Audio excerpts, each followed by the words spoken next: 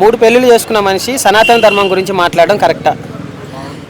అంటే 3 పెళ్ళిళ్ళు చేసుకోవడం మీ దృష్టిలో కరెక్టేనా? చేసుకోవచ్చా? నేనేమంటున్నానంటే అండి, అందరూ ఒక పెళ్లి ఒక వైఫ్ తోనే ఉండాలని దేవుళ్ళు కూడా అనుకుంటారు. 2 పెళ్లిళ్ళు చేసుకున్నారు, 3 పెళ్లిళ్ళు చేసుకున్నారండి.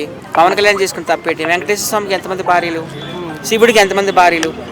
ఆయన టైం బాగాలేదు అట్లా చేసుకున్నారు. ఎప్పుడు పెళ్ళిళ్ళ మీద అంటారు, పరిపాలన చూడాలి, పెళ్ళిళ్ళు ఎప్పుడు చూడకూడదు. సో దేవుళ్ళే చేసుకున్న తర్వాత ఆయన చేసుకుంటే తప్ప. ఏదో సెట్ కాలేదు. అప్పటికి ఆయన ఒక దగ్గర ఇదే క్వశ్చన్ అడిగితే చెప్పారు, నేను ఎన్నో డబ్బులు ఇచ్చి తనకి సెటిల్ చేశాను. ఆ తర్వాత రెండోది అంటే కావాలి ఇలా ఇప్పుడు ఒక సెలబ్రిటీ హోదాలో ఉండి ఇప్పుడు చూడండి, అంటే కీపింగ్ ఉంచుకోవడం కానీ ఎంజాయ్మెంట్ చేయడం అనేది మూడకంటికి తెలియదు, కానీ మ్యారేజ్ అనేది అందరికీ తెలుస్తుంది.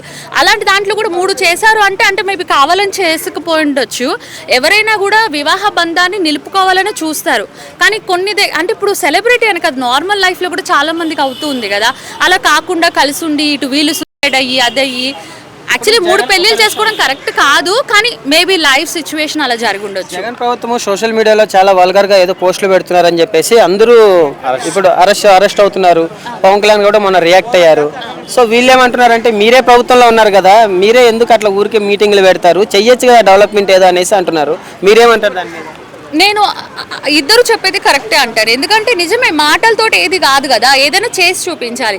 ఇప్పుడు అక్కడ నమ్మకం లేకనే కదా ఇక్కడ గెలిపించారు. వీళ్ళు కూడా మాటలే చెప్తే ఎందుకు, ఏదైనా ప్రజలకి మంచి చేసి చూపిస్తే అందరికీ బాగుంటుంది కదా, అట్లా అని చెప్పేసి.